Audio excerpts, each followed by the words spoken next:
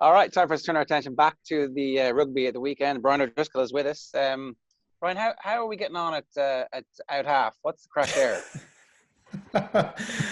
Oh, I think we are struggling at 10, to be brutally honest with you. I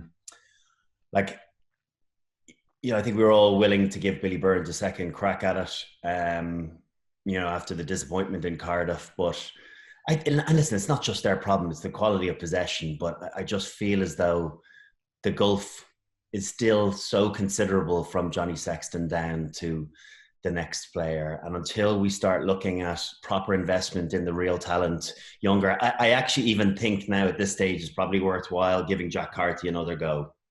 I feel as though there's lots of calls particularly from the West to get him back in. And his issue is that he's, in some ways he dirtied his bib with regard to the performance in the World Cup, and Andy Farrell was still part of that coaching ticket. So he's left that, negative indelible mark on Andy Farrell. But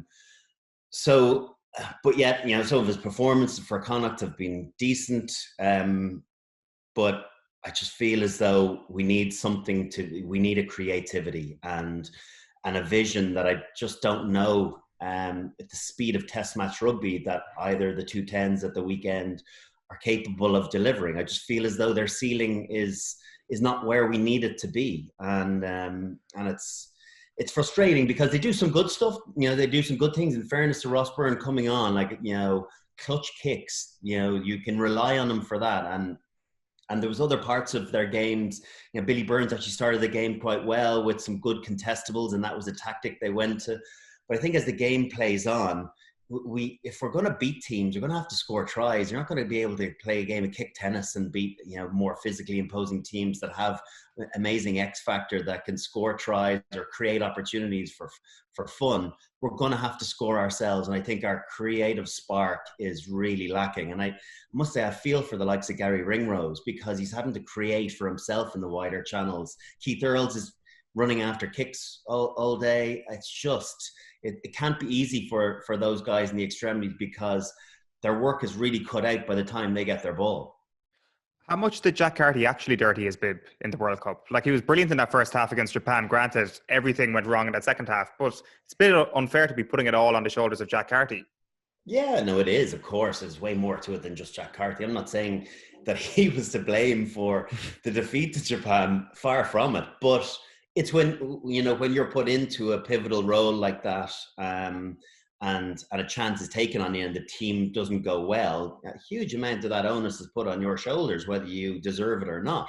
And there was, there's plenty of other fingers you could point at individuals that didn't step up at the right time. In fairness, we played against a great Japan team, but we should have been capable of getting it done. And when that's kind of your last outing in green, it's hard to go back to that, to a team that has really, to a player that had difficulty in marshalling his troops in a kind of a low point in Irish rugby, I suppose.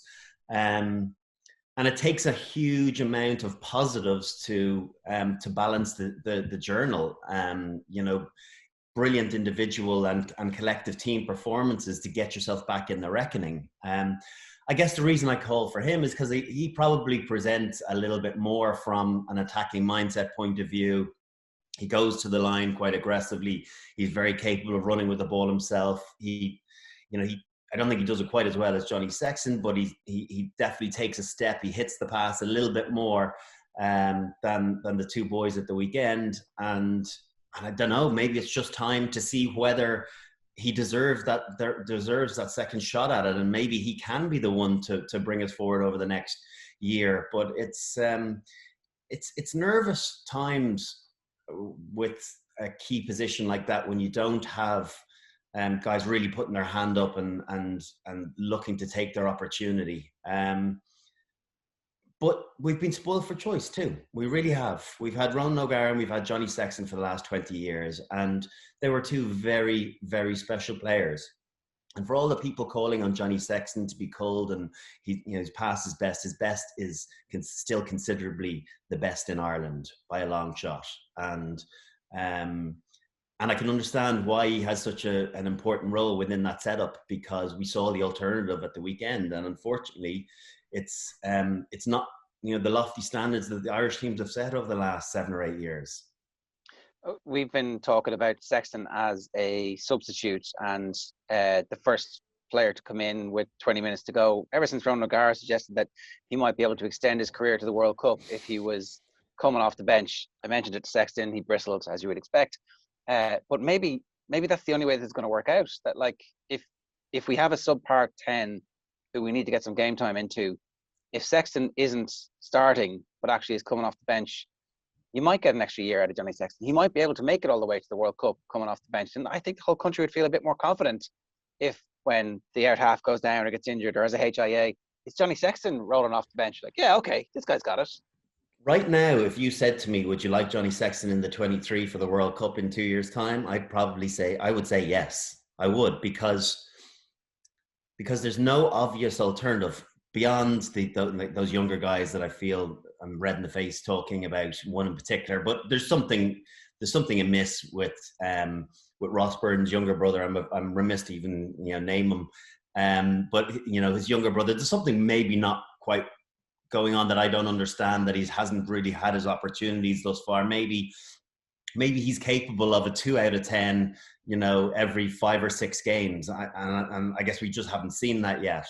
And until Joey Carberry comes back, I guess he's the forgotten man, but maybe he'll come back and all of a sudden we'll have him, we'll have Frawley, we'll have Harry Byrne, we'll have other guys raising their game, and all of a sudden we won't have this issue that seems to be presenting itself. But right now, I would say that Johnny Sexton's still important for Rugby World Cup in 2 years' time as a potential 38-year-old, which is I wouldn't say it's an indictment of where we are, but it's not where you want to be from a strength and depth perspective, that you're having to rely on someone who ultimately his brain will still tick and work as fast as ever. It's just his durability. And even the subpar performances that people think that he's been churning out, I would disagree with them. I still think he facilitates others to play better around him, and he's in a team that is probably a level below the best teams in the world. Now, being brutally honest, we are a level below them. We're kind of the second tier of countries. That he is still able to bring the best out of that crop of players. Can Sexton accelerate that development, the sort of next rung down, the players that either are too young or aren't fully trusted yet, that the Harry Burns, as you mentioned there? What can Sexton do, if anything, to actually ensure that they can come into test level rugby and perform and do the right things consistently? Is there anything, like even from your own experience, was there a sort of succession planning thing going on in your own head when you realised that you would be giving up the jersey at some point?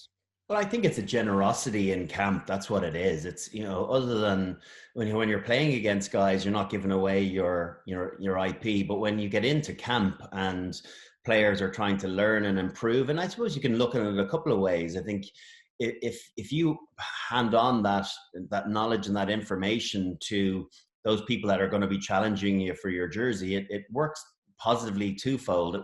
It means that those players are going to get better, and so the team is going to have more competitiveness, but also means that you have to raise your game as well to keep above the next crop coming through. So it forces you to continually evolve as well, and make sure that you don't become complacent in your position, guaranteed your spot.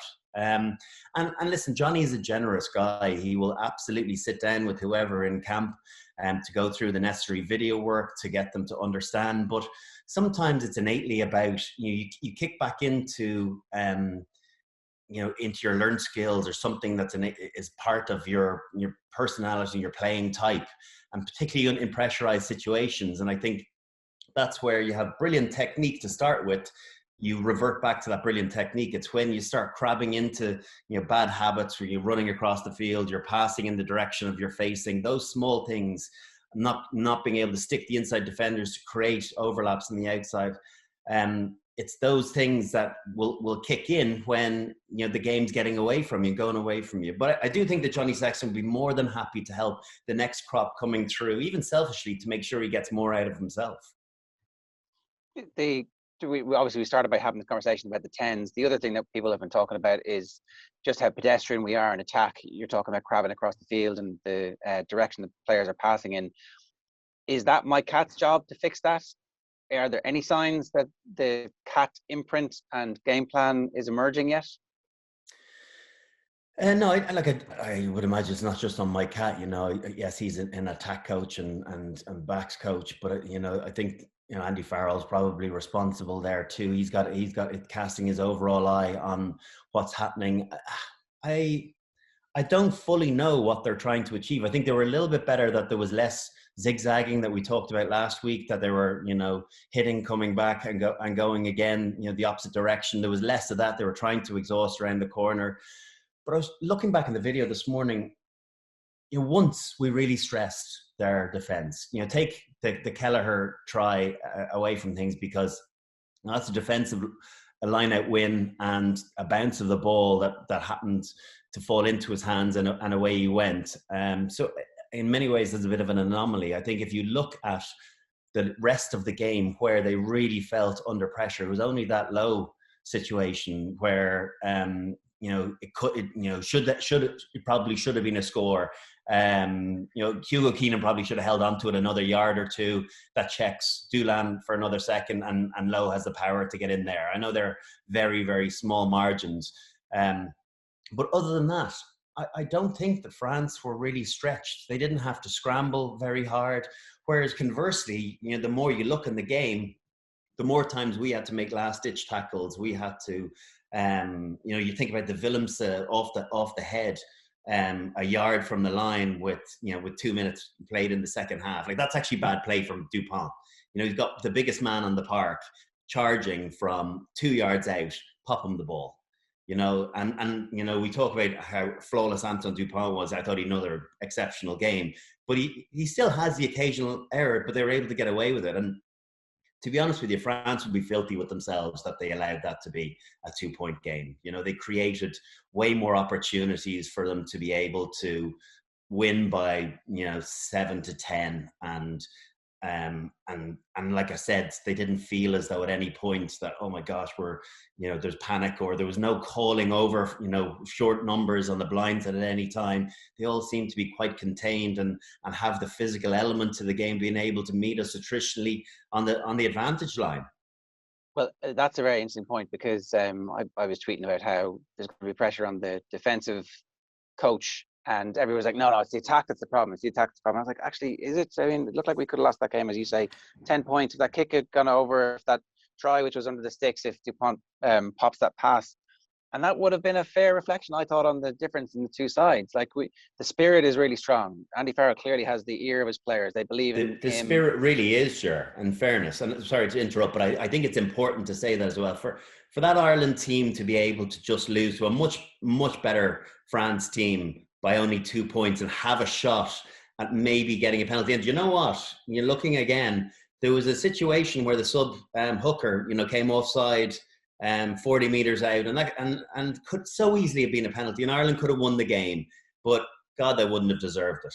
No, but the conversation around it would have been totally different. Like, look at that smash and grab win. That's the hallmark of a good side, when you're playing badly and you still win. What's our defensive structure like? Because obviously we do have it's Easterby's job now exclusively, and we have a very defensive-minded, legendary defensive-minded head coach. Is our structure good? Is it fit for purpose? No, I think it is. It's okay. It's certainly not one of the major issues. I think our attack game is struggling, to be honest with you, because I can't really understand a major pattern to what we're trying to achieve and where we're trying to create the space. I do think, just to talk before we come back to the defence, while I'm on it, from an attack point of view, I forgot how vital Tadhg Furlong is to our phase play. It's hilarious to think that your tight head prop is one of your best ball players. But yet, his ability to be able to play in those pods, take the ball to the line and throw it out the back is like almost nobody else in the pack. His influence on that phase attack towards the end of the game was significant, and he started creating space out wide. So we can come back to him in a while. But from a defensive point of view, I think, we understand, our spacings, we understand what we're trying to achieve. then it becomes about being collision winners. I think if you look at the sizes of those two front fives, those two South African boys in the second row, versus Henderson, who quite a good game, but Tyburn is a lightweight second row, being brutally honest. And then you throw in Rob Herring, who's a lightweight hooker, against Marchand, who's a beast. Porter, who I think has done well, but gosh, we're looking forward to having Furlong back properly. And then Cian Healy, he always battles hard, but they are physically imposing specimens. Cyril Bay, Mohamed Houas, these are enormous men. And after 60 minutes, it takes its toll. And they just became collision winners. And those extra yard or two over the advantage line, Gregory Aldred was exceptional. I don't know how he wasn't man of the match. He was phenomenal. His meters after contact are scary. And it's just this, it's an ability to go again, a couple of meters, and the difference, I always say this about the difference between backpedaling versus being on front foot for the next phase is so significant to try scoring opportunities being created. The attack comes from the forwards winning their collisions and giving you that extra split second to either get a pass away or to use footwork to create some space. And that's the bit where it's kind of hard to judge this Ireland team at the moment, because we had a man sent off against Wales and you kind of reserve judgment, and then there are significant injuries at 9 and 10 who are directing the play, and they're new kids essentially, and you reserve judgment. But we'd like to see some patterns emerging. That's really where. Yeah, I think that's fair. I think as well, just to finish on the defensive side of things, I think you've also to take stock of the fact that we were playing against a magician at 9. Like some of those over the shoulder passes to manipulate the defense in around the ruck at the guard and second defender. Like I don't care. The All Blacks would have difficulty in there because what you want to do, he tries to draw you out, but then the guard misses a beat, and all of a sudden, be it some of their best ball carriers, be it Olivant or Creton when he came on, or Challenge, any of those ball carriers are phenomenal once they get ahead of steam, and Aldred that I obviously mentioned. So I think you're also playing against that. You look at the talent of the individuals now, particularly in that French backline, compared to ours at the moment. And there's a gulf in class. That's the reality of it. And maybe we shouldn't be so shocked that we're having these conversations, because right now, France are a better team than us. It feels like they're better than 2 points victors. But with regard to the attacking game, I must say I do feel a bit frustrated that I as an analyst, I can't pull apart a little bit more what exactly we're trying to do. But I do think it'll make a big difference genuinely when Tadhg Furlong comes back in there, and that might seem like a crazy thing to say, but he has an ability to play make on the line like very few others in the team. And I think we're, to be realistic, we're a third or fourth place team in the Six Nations right at the moment.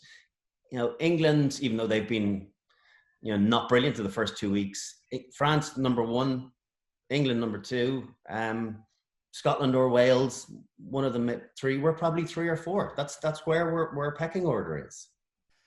It's interesting when you talk about the comparative quality that France have in the backs to what Ireland have in the backs. And yet Ireland have someone like James Lowe, who has been shooting the lights out season after season at European Cup level.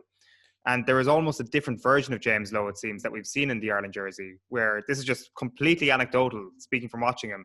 He's just kicking the ball a hell of a lot more for Ireland. And I assume that that's part of the frustration when you're watching Ireland at the moment, that perhaps you're not getting the same standard of player that perhaps wear the blue of Leinster when they line out for Ireland.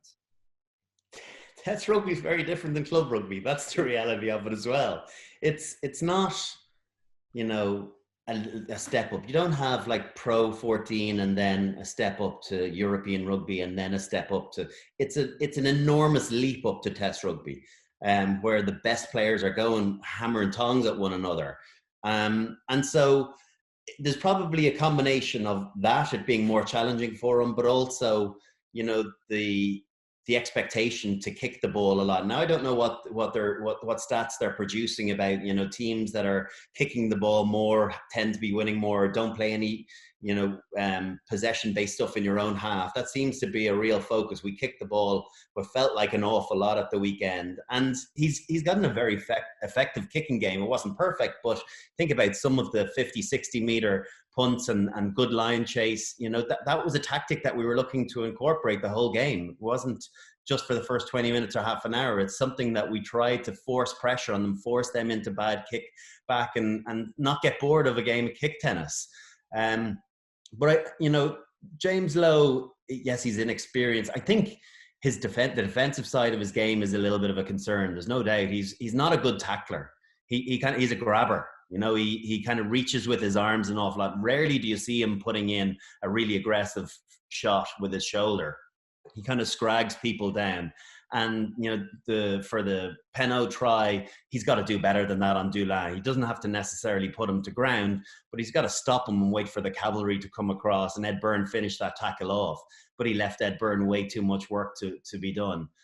So I think that side of the game, there's nothing new there. I think he struggled with his defensive side of his game, the reading part, but even now the collision winning.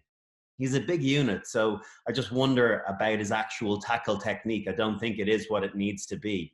But he's busy with the ball, and he offers something that nobody else in our backline offers, where he can eke out that extra 2 or 3 yards, even from a standing start, just before he goes into that hitch kick. You know that he's not going to be knocked backwards. He is a lump, and there's something lovely to have in a player that's capable of eking out those difficult yards for you, even a guy that plays on the wing for you.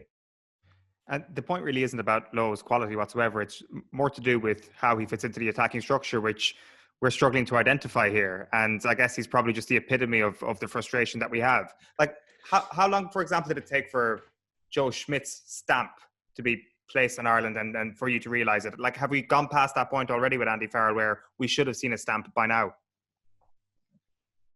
Yeah, I think we probably should have seen a stamp by now, which is a bit frustrating. It's kind of tricky because there's been because of the long layoff. I don't know whether we should be more patient with it, or whether that has any determining factor on you know, the impact that Andy Farrell has had since he's come in. It's coming up to 18 months since he's taken the reins.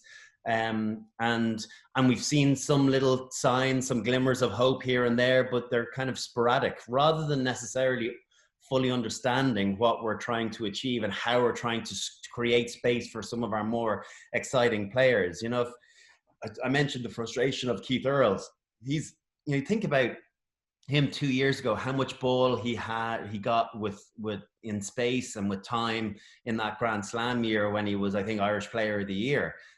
He chases box kicks and chases other kicks, and then gets an occasional scrap out in the wing and is told, create something with that. I feel for him, because it's, you know, maybe he hasn't done everything the way he would have anticipated he would, but also he's getting scant opportunity to be the player he wants to be. So I think you can look at one other aspect as well. And again, I don't know, someone sent me a message. I think France had, was it 11 offloads and Ireland had 3.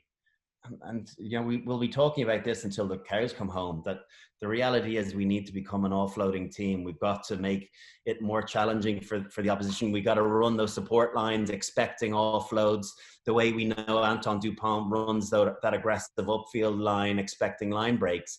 We've got to start running those,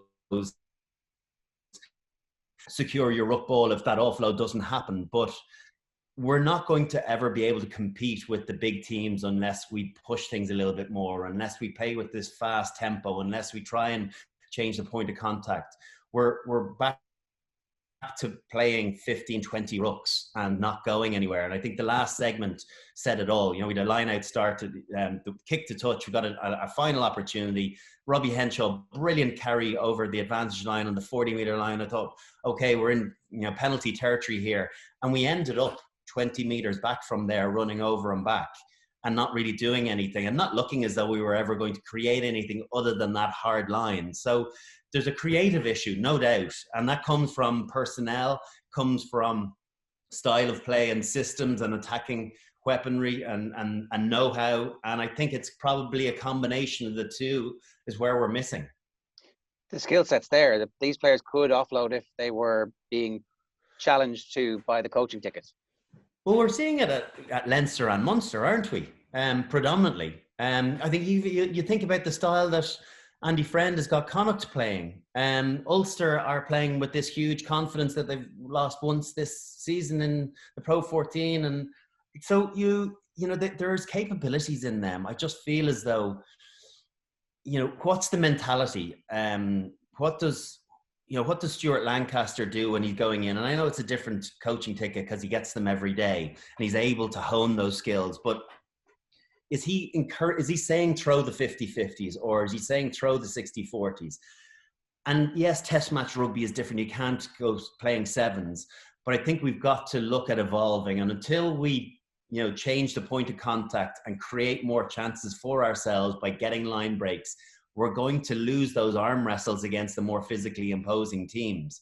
I think we've got to be, risk takers going forward. And you can't be bottom of the pile on offloads year on year, which ordinarily we are.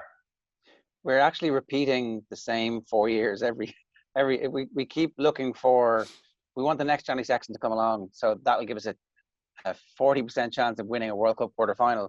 And it's like that culture is wrong. We need to completely revisit our style because ultimately South Africa are going to be bigger than us. Probably Australia mostly will be bigger than us. It turns out the French are now way bigger than us because they're backed by the South Africans. England are going to be bigger than us and likely the All Blacks too. So what is our culture? How are we going to try and beat them? And I don't really see the evolution yet of a game plan or players who might be capable of doing something that would stress those teams getting picked for the team. You're right, Joe. We do have this conversation every 4 years or, in a cycle, but nothing changes. All of a sudden, just because things have gone well in the interim, from maybe the 2015 World Cup to 2019, we do talk about what's being taught at Grassroots and the ability for underage teams to pass the ball and offload the ball and focus on their skill set. And being brutally honest, I don't know what is being taught at that level now. I've got a young fellow coming through that I'm sure at some point will start playing rugby and I'll start getting involved in coaching in some capacity there and I'll get a better understanding of it. But you think about the focus in Australia and New Zealand in particular. And if you look at Wales as well, the quality of their passing across the board is better than ours. It is. I think, some individuals within the Irish setup are very good passers or very good offloaders, but en masse, I don't think that, we're at the skill level of where we need to be competing year in, year out with the likes of Australia. If you think about Australia, they're not a physically imposing team. We've got some big, Polynesian guys, yes. We've got a couple of big units ourselves. So you feel as though physically you can compete with them, but it does feel as though their skill set is better and maybe drier conditions, but it's not just that.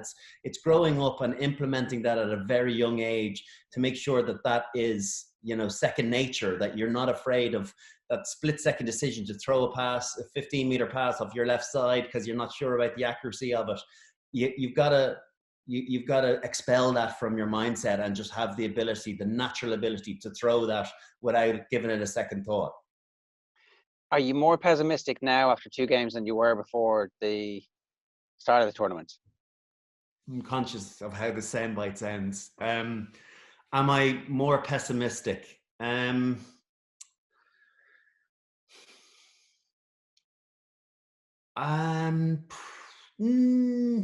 probably on par because I do feel as though what we did against Wales, I took comfort in the fact that there's great spirit in this Irish team. That is guaranteed. And there's something very comforting in knowing that that's there. Even when there's a dip in skill level and quality, to still have an ability to stay in the fight is one of the more honourable traits in any team. And so you've got to pay respect to the fact that that is still very much in existence in the individuals and in the collective. However, an understanding of where the next evolution comes from, I think I'm a bit frustrated and a bit more despondent on that, because even against Wales, the one try we did score came from a Robbie Henshaw break and offload. But then that's one try. One try at the weekend where it was a line-out loss and it bounced up to us, and our hooker sprints in from 25 meters. We're not creating chances for ourselves. You can't kick yourself to success. Those days are gone. You've got to score tries, and we've got to find a way to bring the best out of the crop of players that we have. And there's more in Robbie, there's more in Gary Ringrose. There's more in Jordan Larmour. There's more in Keenan, in Earls. There is. Just have to give them a chance. And all it is half a second or half a yard more of an opportunity to run at a soft shoulder and get an offload. But I do feel a bit frustrated that the evolution hasn't been a bit quicker than maybe we would have hoped for.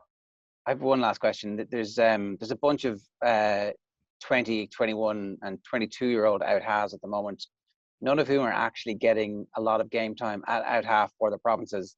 And many of whom, the Munster ones in particular, unless they move JJ Hanrahan on, none of them are going to get game time if Joey Carberry comes back.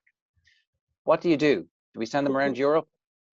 So here's a question with regard to Munster. So similarly to Harry Byrne being behind his brother in Leinster, what are we missing? What are you and I and the public at large missing that they don't get to see at training with Ben Healy and Harry Byrne? Is there a reason for holding them back, that they're just lacking in something, that they're looking at us having this conversation going, God, they know nothing, because there's some aspects that is just, there's no confidence from the coaches that they're missing out on something. Why is JJ Hanrahan being selected for the big games ahead of Ben Healy when he's shown this great potential?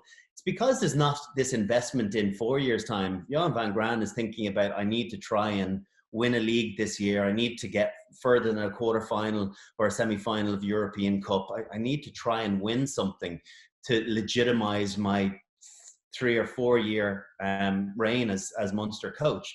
And so he's gone with the more secure option, or the guy that he feels is capable of navigating his team in doing so.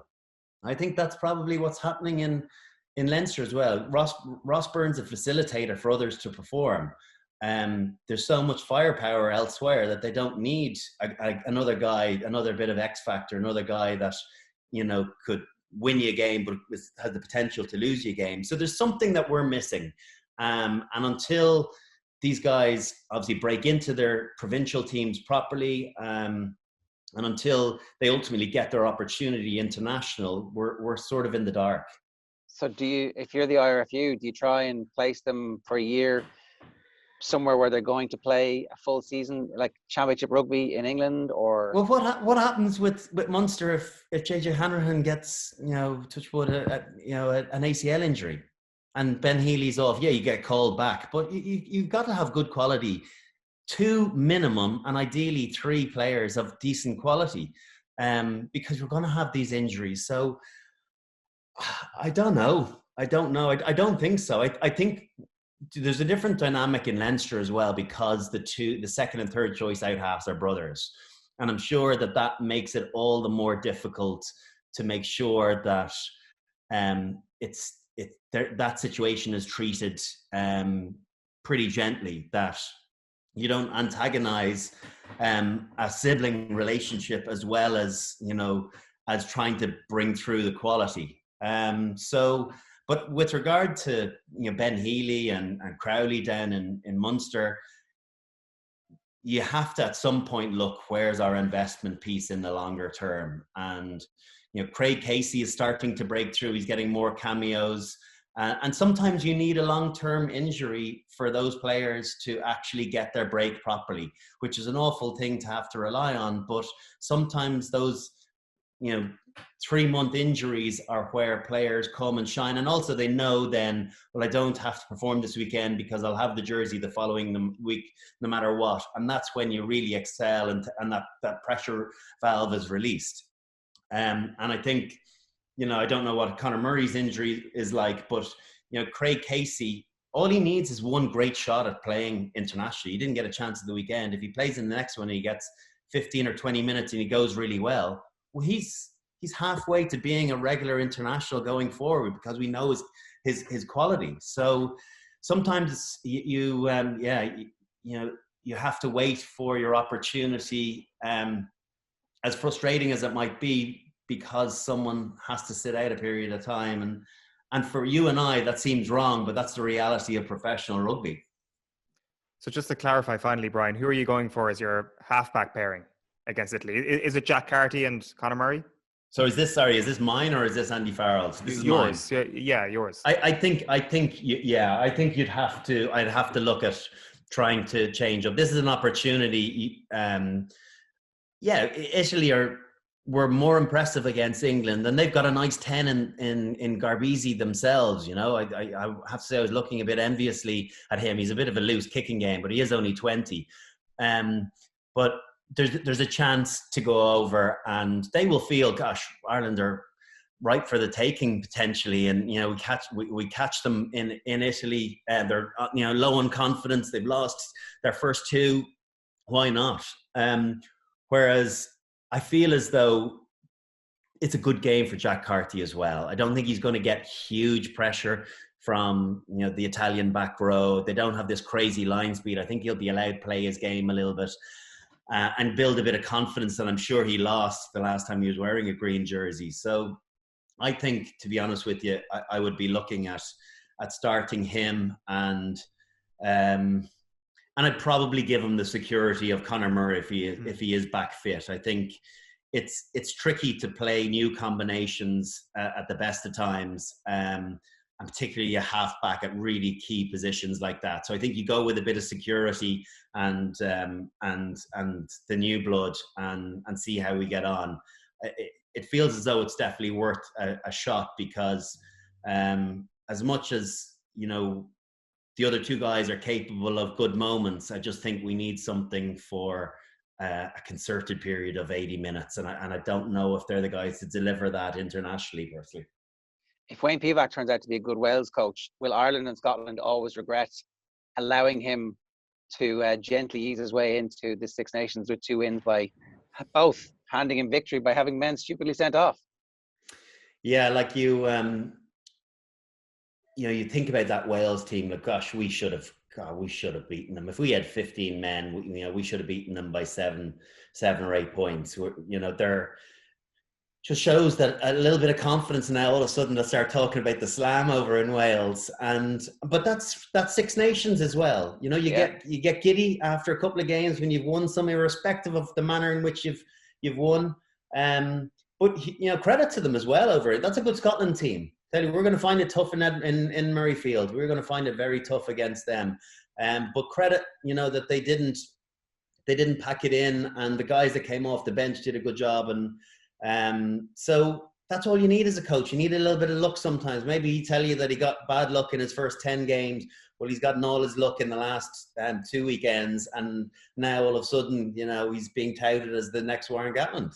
Yeah, and half the team are going to be on the Lions as well, and we'll all be delighted for them. Couldn't happen to a nicer bunch of lads.